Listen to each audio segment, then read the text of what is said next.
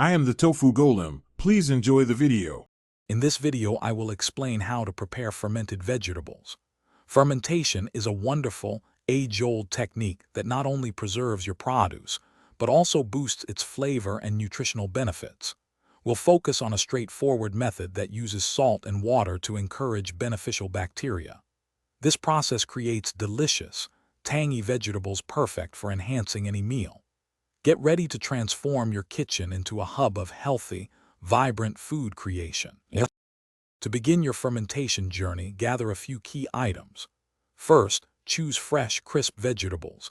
Cabbage, carrots, and green beans work wonderfully.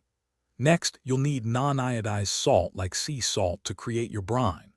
Avoid iodized salt, as it can interfere with the fermentation process. Finally, grab some clean glass jars, ideally wide-mouthed, and a fermentation weight or a small, sealed bag filled with brine to keep your vegetables fully submerged. Now for the exciting part, the fermentation itself.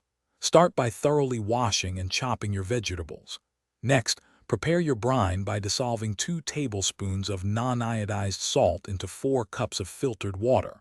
Pack your prepared vegetables tightly into a clean glass jar, leaving about 1 inch of space from the top. Pour the brine over the vegetables, making sure they are fully submerged. Use a fermentation weight to keep everything below the liquid line. Then loosely seal the jar. After packing your jars, let them ferment at room temperature, ideally between 65 and 75 degrees Fahrenheit.